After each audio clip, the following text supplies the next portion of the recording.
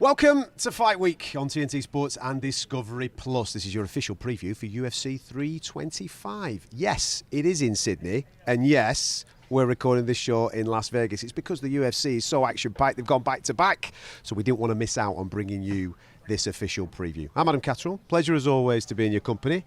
Always in the company of the one and only Mr. Nick Peet, and the Hall of Famer is here, Mr. Michael Bisping. We've gone back-to-back on numbered cards. It's coming thick and fast, these fights, man. They're not messing about. 324 this weekend, obviously, we're here. 1 week from now, I'll be in Sydney, Australia. I get back on Sunday, I have a day at home, then I jump on a plane. But you know what? I'm blessed and I cannot wait because Alexander Volkanovski, defending the belt for the first time on home soil and fighting for the first time in Sydney, Australia. By the way, one of the most beautiful places on planet Earth. And top to bottom, a ridiculous fight card as well. We're doing it, boys. 2026 is off with a bang.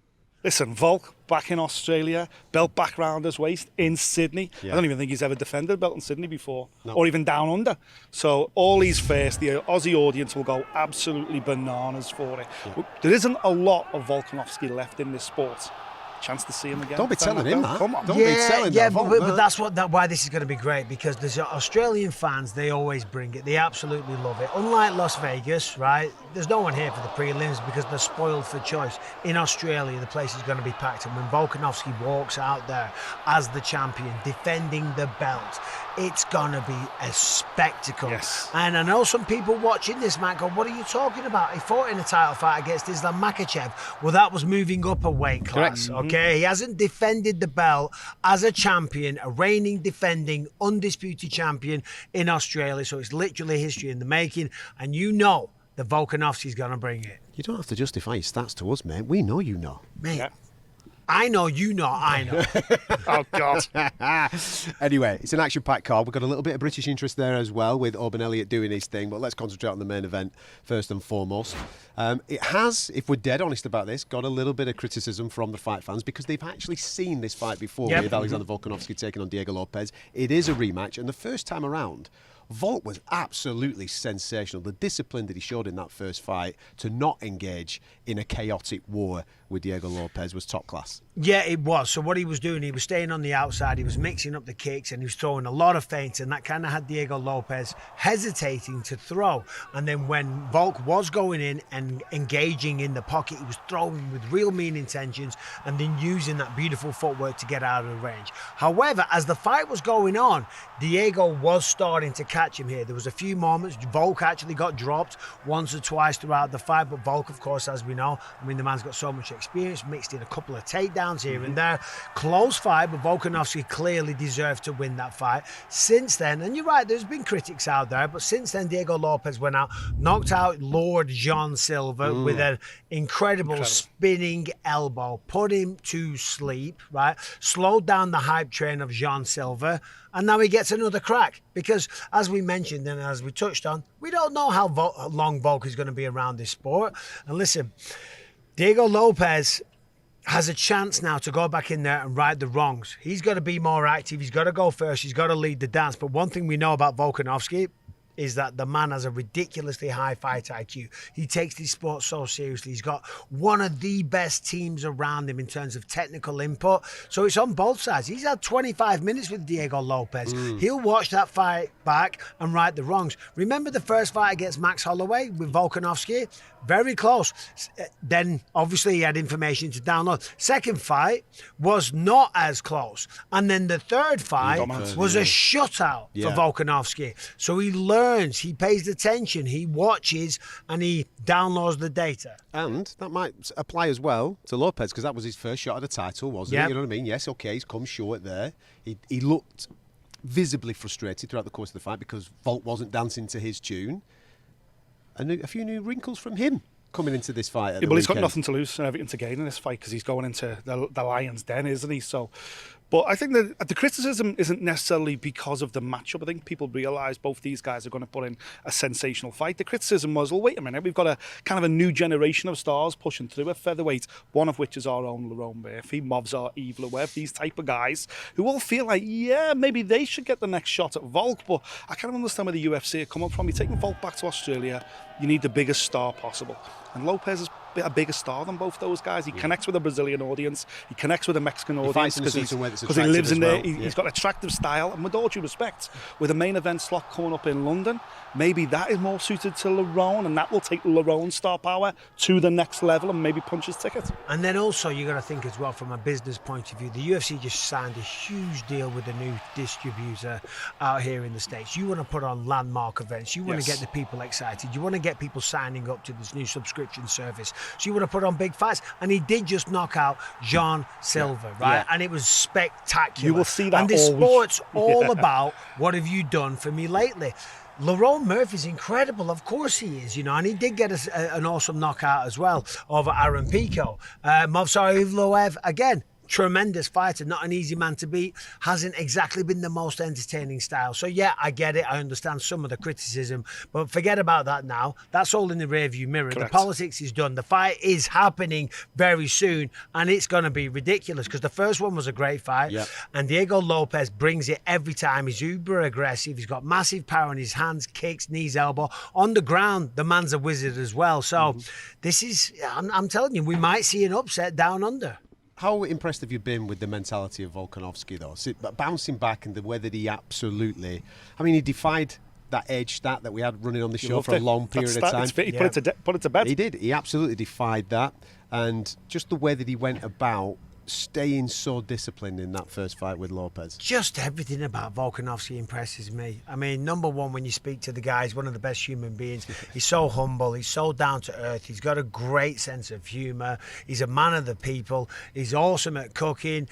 He's a great little actor. You see the skits that he does online, like the old man bit, like falling asleep and everything, walking out with a walking stick and whatnot. And then combine that with his fighting ability, his fight IQ, the way he stays calm under pressure, the way that he learns from all performances, the discipline that he has throughout all of his training camps. I mean, the man, you can't get a better champion than Alexander Volkanovski, and Australia could not have a better person to represent them on the world stage than Alexander Volkanovski. He's incredible. He's a future Hall of Famer, that's for sure. First ballot, lock-in Hall of Famer. And that's why I was saying earlier, 37 years of age, if you're in Australia this week, if you're down under, you have got to try everything you can to get a ticket to see that fight, because he may not be here come next year, even. Because this sport moves so fast, but his career already is absolutely legacy assured. And that doesn't mean that we think he's going to lose the fight. Far from it. But the reality is people get older and people get used up and spat out, because that's the fight game. That's the brutal nature of it, but that's why we love it, because it's so compelling and it is just such a cruel mistress. But Volkanovski doesn't look like he's slowing down. He didn't look like he was slowing down against Lopes. Yeah, okay, he got cracked, but you don't go in the rain without getting wet. You're in a mixed martial arts contest with one of the best in the world, a man that deserved a title fight in the first place. Of course he's going to land some punches. So Volk, obviously he's aware of the noise and the chatter that he's slowing down, he's getting older. No doubt he'll have a bit of fun with it again this coming week. But make no mistake, he's showing up prime, ready, fast, prepared, fit, strong, mentally positive, and ready to represent his people. Can't wait for it. It's going to be an unbelievable main event as Alexander Volkanovski does his thing in Sydney against Diego Lopes. You can catch it on TNT Sports and Discovery Plus this weekend. Midnight is when the prelims get going. 2 a.m. for that main card. It is littered with sensational talent, sensational fights. There's violence guaranteed. Don't be going anywhere, because we're going to get stuck into the co-main and the rest of the main card next. Welcome back to Fight Week in your official preview of UFC 325. I'm Adam Catterall, Nick Peet, and as is the Hall of Famer, Mr. Michael Bisping. We're in Las Vegas, but we're talking about Sydney. We've done the main event, which is going to be a cracker between Alexander Volkanovski and Diego Lopes. Get ready for this now. We have got some fights to preview. You want to guarantee yourself some violence? Make sure you're tuning into this at the weekend, because in the co-main event, Dan Hooker's back already after disappointments out in Qatar, and he's taking on Benoit Saint-Denis, who is rising once again. Set for a cracking fight. Benoit Saint-Denis is absolutely flying. Of course, he burst on the scene and he was the ex-special forces for the French military, and you know, he's got steel in his eyes and all the rest of it, and he was on a great streak. Then he lost to Dustin Poirier, got a massive opportunity, almost finished Dustin Poirier though, in an extremely violent performance and got knocked out. Then it looked like it was like, you know, the ship was sinking, because then he got just demolished in Paris in front of his own people. Since then, the man's rebounded, 3 fights, 3 wins, 3 stoppages. Last time out, knocked out Beneil Dariush in the first exchange as they both went forward in the middle of the octagon. Boom, cracked him. Before that, against Maurizio Hufi, used the wrestling ability, took him down and kind of gave Hufi a lesson in mixed martial arts grappling before choking him out solid. And then on the flip side, you got Dan Hooker. You know what he brings to the table. Beautiful striking, bags of attitude, right? He's angry at the world, okay? He's just got a chip on his shoulder. He just lost to Arman Sarukian, and Arman Sarukian is the dark horse in this division. Cool. I am telling you. You know this. If you watch the sport, you know how good Arman is. So there's no shame in that. What I love about Dan Hooker is, like, you know what, there's an opportunity for me to right the wrongs, you know, to get back on a win streak, to fight in Australia, close to New Zealand. Sign me up, take my money, here it is, the fight's happening, I can't wait. From an activity level point of view, you've got to be impressed with Benoit Saint-Denis, because the fights that you've just been mentioning there, I mean, we're talking September for Paris. He's turned it around dead quick and got straight in with Beneil Dariush, and now he's straight back out near enough at the start of the year. I know this is a February thing, but straight start of the year in order to keep that momentum going. It's a key thing, isn't it, activity? Of course it is, you know, and especially when you're coming off back-to-back losses, when everybody thinks you're the next guy. You know, when he was going into that Dustin Poirier fight, we were all saying the same thing. It's a changing of the guard. It's the new generation catching up with your Poiriers, your Gaethjes. Their time's kind of done. This next generation coming through, and it's only down to Dustin Poirier and the level that he was at that he was able to shut that down. Another loss off the back, but the bounce back from him has been absolutely phenomenal, and he's got the entire nation of France behind him. He will go to Australia with his tail right in the air, but Dan Hooker's an incredibly dangerous guy, as Mike says. Losing to Sarukian, there's absolutely no shame in that whatsoever. Sarukian is the king of the who needs him club in this lightweight division. Nobody wants to fight him because he's capable of beating anybody. So Dan will bounce back from that with the Aussie crowd behind him. The place will be absolutely bouncing. It's going to be a great fight. And when you look at the matchup, Benoit Saint-Denis used the wrestling to great effect against Maurizio Hufi. So you think, oh, well, he's going to go out there and he's going to wrestle the New Zealand kickboxer, right? You got to remember, Dan Hooker has really good takedown defense. He has a win over Mateusz Gamrot that was dominating everyone, that can almost single leg most people in the division, right? But this is Arman Sarukian that beat him. He's not the average guy. He wrestled recently against Lance Palmer, who's one of the best collegiate wrestlers, proper wrestlers in the United States of America. And he teched him. He absolutely dominated him at his own game. That's how good Arman is. So there's no shame on Dan Hooker, but you know Benoit's looking at that. So yes. Benoit's going to come out, try and replicate what he did in Paris against Maurizio Hufi, use the wrestling, try and take him down. But we know he's also got power in the hands as well. So that's why it makes it a great fight.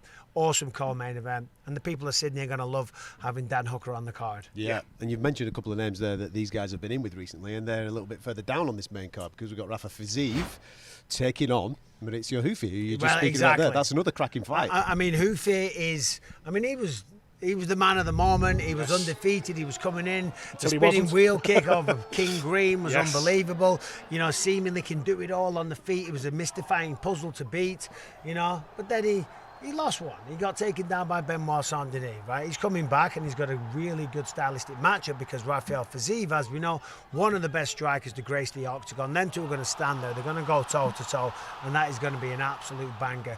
Is Fiziev going to wrestle? Probably not. Is Maurizio Hufi fast and dangerous and powerful on the feet? Of course he is. So, I mean, Nick, it's a great fight. Yeah, and you know what, from Hufi, you spent a lot of time around the guy. That'll have been a humbling experience for him. He's re-evaluated everything. From what I see, he's not with the fighting nerds now, certainly not for this camp. He's been in Australia with Volk. So he's obviously having a look at a few other little things and checking his career, because when you spoke to him prior to that loss to Benoit Saint-Denis, he thought, you know, he was untouchable. Yeah. He thought, absolutely, I just got to go in there and I'm on such an extreme level to everybody else, no one can live with me. And it's a moment like that, a humbling experience where someone drags you to the ground and beats the crap out of you, that makes you go away and reevaluate. And so I'm really excited to see what Hufi number 2 looks like. But he won't have to go looking for Rafa Fiziev either. But the same thing applies to Fiziev, because at one point we were thinking, right, maybe he's the guy that's going to rise through this division and be one of those top contenders. He's had injuries, he's had a couple of bumps. Similar little path here, as opposed to some of the other guys that are on this card. This is a big proving fight for both of these guys, isn't it? If they've got aspirations of claiming UFC gold someday. Of course, absolutely. With Fiziev, Mike's touched on it.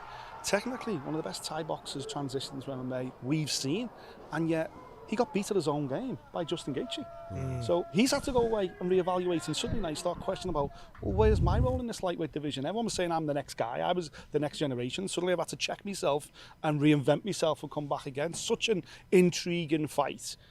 That's the fight where I look at it and think, there's going to be a performance bonus knockout in that fight, because it could come either way. Fiziev is very sharp, very dangerous, and Houfi is just so inventive with his striking. Yeah, really creative, yeah. I actually believe that it's illegal in some parts of Australia to bring MMA to the country without putting Tai Tuivasa on a card. So he's here, mate. I wondered where you were going there. He's here, and he's taking on Talichin Teixeira. And it's been a while, you know. Yeah, what is the thing he does? Western Australia, essays in the house. The shoeys are going to be all over the place. Tai Tuivasa, one of the most fun guys in the sport. It's what he brings to the table. His knockouts and fun from the walkouts. He'll walk out to Titanic or something crazy.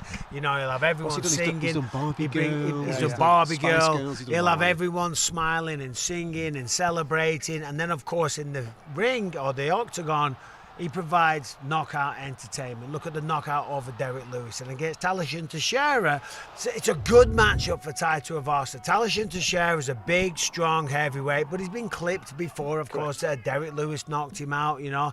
Now, I'm not saying he should underestimate him, but this is a matchup that should have Tai Tuivasa really excited to make a comeback after a bit of a disappointing run, take some time away from the sport, come back, fight in Australia, his own backyard, the place is going to go mental, and if he gets a knockout, they're going to blow the roof off that place. Go bananas, yeah, exactly. There was a time when Tai was kind of like everyone's favourite second heavyweight. He was popping up here, there and everywhere, and everything was going well, but then a couple of losses, suddenly he's had to check himself again. But back in Australia, in front of that home Sydney crowd as well, as you say, he couldn't have handpicked a better opponent if he'd have, chosen the matchup himself.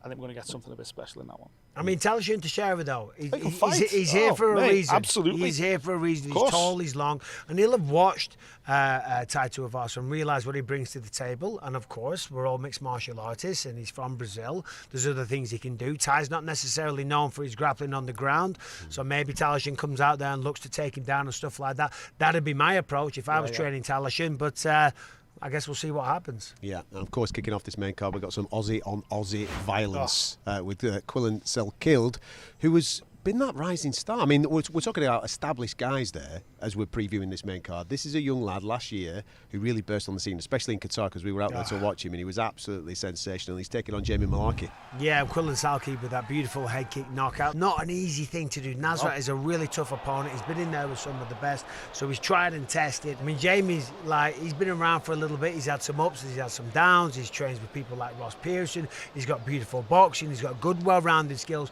Both Australians to kick off the main card. It's a good way to start the night. It's a derby. It's naughty. You can't beat a derby to kick things off on the main card. And all eyes on Salkey. With all due respect to Jamie Malarkey, who's been around the UFC for a number of years now, he's kind of being fed to the guy that created a viral moment. That head kick, which sent Nasrat to the shadow realm, that could easily be used for the intro to the UFC. It was one of those iconic knockouts. We were there. It was chilling. It took everybody's breath away. He's got to build on that now. Everyone, all eyes on you. That's why this is on the main card, because of that knockout. Yeah. Now he's got to deliver again in front of the home fans. Yeah. It would be remiss of me to not mention this man before we finish the show. Got to give it the whole Kamania. We've got to give it the pumps, because Oban Elliott is going down on it to go and do his thing. Yeah, so I was talking to Oban on my podcast, and this man, he's fired up, he's annoyed, he's mad, he's angry, because of course he was meant to fight Jonathan McAuliffe in Perth. That's right, yeah. That's right. He fell He was off, meant to didn't fight it? him in Yeah. Perth. He got out there, didn't he? He got pneumonia. Yeah. that's right. He had pneumonia, and then the fight was pulled off. Now, before that, he lost his fight in Baku That's right. against a really tough stylistic opponent. So he was flying, full of momentum, star power. The fans were loving him because he puts on a show, and then on the microphone afterwards, you know, he gives the fans full something Welsh to gangster. talk about. Yeah, the yeah. Welsh gangster, of course. But then he loses the fight. Then he pulls out of a fight, and his opponent McAuliffe was talking a bit of nonsense. So he went downstairs after the fight, after the event had finished, and like wanted to have it out with him face to face. Said, "Mate, I've got pneumonia. The UFC wouldn't let me fight." He said he felt absolutely terrible. He flew home, but he's hearing all the noise. He's seeing all the chatter. Oh, this guy lost a fight, and then he pulls out of his next one. His bottle's gone and stuff like that. So he's going down under to prove a point. And Jonathan McAuliffe, he better be ready because the Welsh gangster is coming. Sounds personal. I like it. That means violence.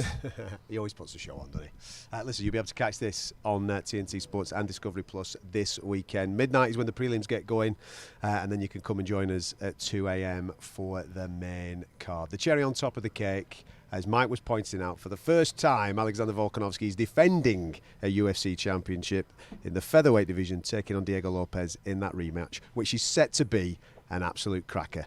We'll see you at the fights.